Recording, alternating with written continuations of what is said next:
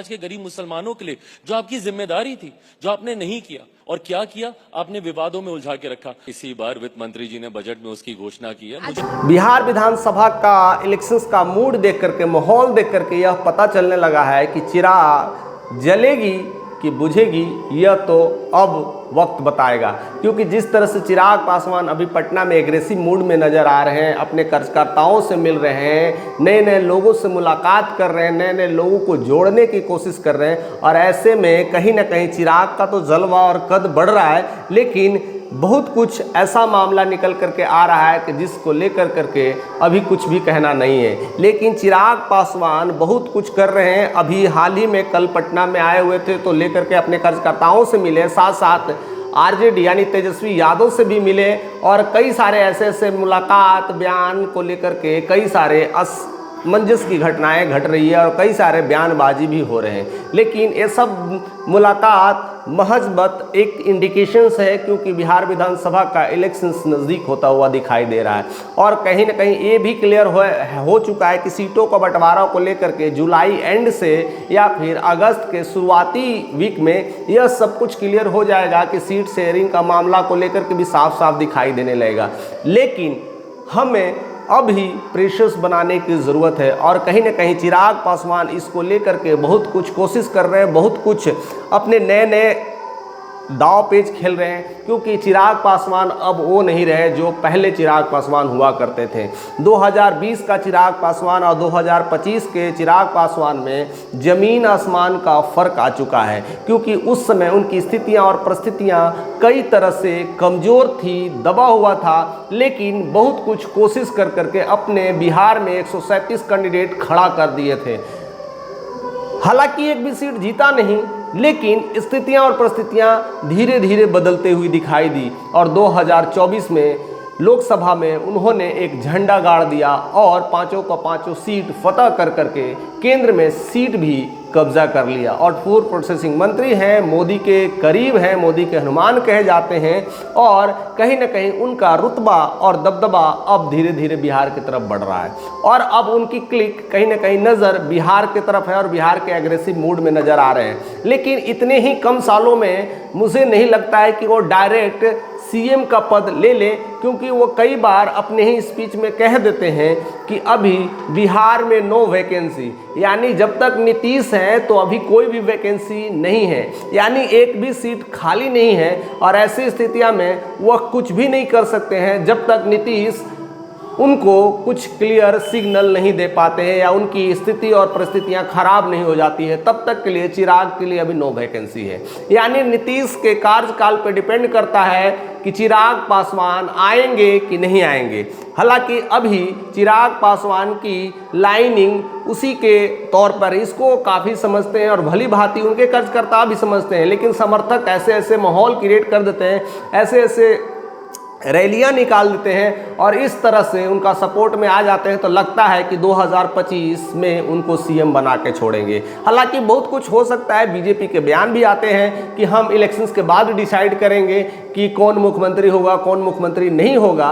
लेकिन अभी यह क्लियरिटी तो बनती है। कहीं ना कहीं चिराग पासवान अपने अपने धीरे धीरे दाव पत्ते खोलते हुए दिखाई दे रहे हैं। पहले वो सीटों को लेकर के प्रेशर बना रहे हैं कि 35 से 40 सीट कहीं ना कहीं क्लिक हो जाए, नहीं तो कम से कम 25 प्लस सीट मिले।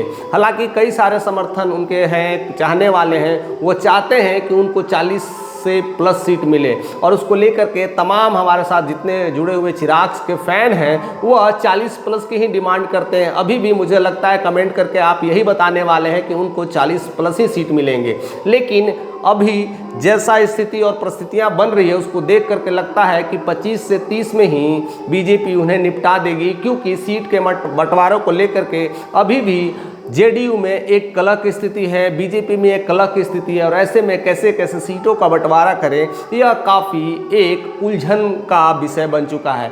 लेकिन 25 से 30 सीट कहीं नहीं जाने वाले हैं। फिलहाल कितना मिलेंगे आप अपना गेस करके ज़रूर बताइएगा, और रिजल्ट में हम ज़रूर देखेंगे कि किसकी गेस में कितना दम है और किस में कितना महज आपने सही अनुमान लगाया है। आप बिहार के पॉलिटिक्स को समझते हैं। हालांकि 25 से 30 मैं अपने तमाम सूत्रों से यह दावा कर रहा हूं कि 25 से 30 मिलेंगे, लेकिन इस बात को चिराग पासवान तो समझते हैं। तब अब वह धीरे धीरे एक नए नए पत्ते खोल रहे हैं कि कैसे अपनी स्थितियां बनाएं, कैसे अपनी सारा दांव पेच खेलें और नीतीश कुमार के साथ रह करके भी नीतीश से कब आगे निकल जाए, उसके लेकर के एक बड़ी तैयारी चल रही है। और उसके साथ साथ उन्होंने कहीं न कहीं यह मांग कर दी है कि एक राज्यसभा की सीट और एक एमएलसी की सीट चाहिए। अब यह अपने आप में एक बड़ी चुनौती है। एक राज्यसभा और एक एमएलसी की सीट अगर मिलती है तो चिराग पासवान के लिए एक खुशी की लहर है और इसी के लेकर के वह यह मांगे कर रहे हैं। उनकी इस मांग को लेकर के देखते हैं कि क्या होता है। सबसे पहली बात कि वह राज्यसभा सीट और एमएलसी सीट मांग क्यों रहे हैं और मांग रहे हैं तो किसके लिए मांग रहे हैं। उनके नज़र में ऐसा कौन कैंडिडेट है कि उनको राज्यसभा में बैठाएंगे या एमएलसी की सीट दिलवाएंगे। ऐसा तो नहीं कि एमएलसी की सीट पर खुद चिराग पासवान आएंगे और चुनाव लड़ेंगे, ऐसा है कि नहीं ये तो वक्त बताएगा, क्योंकि कई सारे उनके समर्थन यही कहते हैं कि एमएलसी सीट पर आकर के चुनाव लड़ करके और बता देंगे कि हम ही बिहार के मुख्यमंत्री हैं और हम ही बिहार में रहने वाले हैं, टिकने वाले हैं, क्योंकि बिहार हमें बुला रहा है और मेरा दिल बिहार में लगता है। ऐसी घटनाएं घट सकती है, ऐसा संभावनाएं हो सकती है। महज 2 महीने का अंतराल है, सब कुछ क्लियर आ चुका।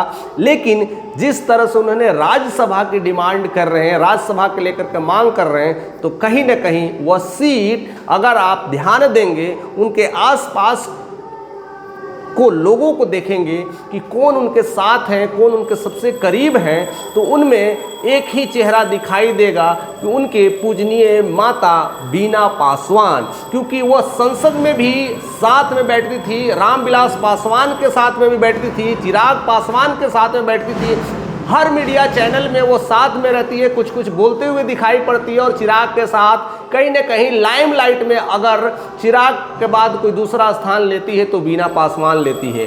और कहीं न कहीं चिराग पासवान के मन में कहीं न कहीं कौंध रहा है कि बीना पासवान को राज्यसभा की सीट दिला करके वहाँ से काम ले सकें। और ऐसी स्थितियों में उनकी पार्टी और भी मजबूत हो जाएगी और भी उनकी दावेदारी मजबूत हो जाएगी और राज्यसभा में कोई भी कुछ बातें होंगी वहाँ पर बीना पासवान की हुंकार कहीं ना कहीं पासवान के लिए जगेगा। तो चिराग पासवान अभी दूर की राजनीति कर रहे हैं और हर कोई ये बात नहीं समझ पा रहा है कि वो चाहते क्या है, करना क्या चाहते हैं। और धीरे धीरे जिस तरह से वह अपनी इस पॉलिटिकल जगत में धीरे धीरे आगे बढ़ रहे हैं, जैसे रामविलास बीना पासवान को हमेशा सांसद में रखते थे, अब चिराग पासवान भी उसी राह पर हैं और अपने माँ को हर जगह ले जाते हैं, हर जगह जाते हैं, हर सोशल मीडिया पर कहीं ना कहीं ट्रेंड होती हुई दिखाई पड़ती है, उनकी बातें ट्रेंड होती हुई दिखाई पड़ रही है। तो क्यों ना एक राज्यसभा का सीट अपने मां के लिए बुक करा दिया जाए। और ऐसी स्थितियां में यह मांगे चल रही है। हालांकि अगर 40 से प्लस अगर सीट नहीं मिलती है तो एक राज्यसभा की सीट उन्हें ज़रूर मिलना चाहिए और वो कहीं न कहीं बीना पासवान के हाथों में आने वाला है। फिलहाल आप देखते जाइए कि बहुत कुछ हो सकता है और कोई उनके नज़र में है कि जो उनको सीट दे सकते हैं, या आपके नज़र में कोई है कि उनके करीबी ऐसा कोई है जो बीना पासवान को टक्कर दे दे उस सीट के लिए। अगर है तो ज़रूर कमेंट करके बतलाइएगा, क्योंकि अभी सबसे ज़्यादा योग्य और समझदार और कह सकते हैं चिराग के करीब, चिराग के दिल धड़कन जो भी है, उनकी मां बीना पासवान ही है। और वह इस बात को भली भांति समझते हैं कि राज्यसभा का सीट मिल जाए तो हमारा पक्ष और भी पहले से मजबूत हो जाएगा और भी बिहार में एक नई करिश्माई पारी खेलेंगे। और जिस तरह से सीटों को लेकर के जो अभी मामला तय हो रहा है, अभी कुछ हो ना हो लेकिन उनकी यह मांग पूरी हो जाए। और ऐसी स्थितियों में चिराग पासवान अपने धीरे धीरे नए नए पत्ते खोल रहे हैं और उस पत्ते में कहीं न कहीं ये मांग एक राज्यसभा और एक एमएलसी की सीट। हालांकि एमएलसी की सीट के लेकर के अभी मैं आप पे छोड़े जाता हूं कि एमएलसी की सीट किसे देंगे, या खुद अपने उस एमएलसी की सीट पर लड़ करके बिहार के मुख्यमंत्री की दावेदारी ठोक सकते हैं। बहुत कुछ मामला अभी आने वाला है, क्योंकि जब तक वो एमएलसी की सीट पर खड़े नहीं होंगे, बिहार के सीट से चुनाव नहीं लड़ेंगे और जीत नहीं पाएंगे, तब तक मुख्यमंत्री के लिए अभी उनका सपना 2025 में कोसों दूर हो जाएगा। तो क्या लगता है कि एक सीट अपने लिए बुक कर रहे हैं, एक सीट अपने माँ के लिए, या इस दोनों सीटों को लेकर के आपके मन में क्या राय है, ज़रूर आप कमेंट करके बताइएगा। चैनल पर नए हैं तो सब्सक्राइब करके जाइएगा, क्योंकि ऐसे बहुत सारे नोटिफिकेशन आप तक मिलने वाले हैं।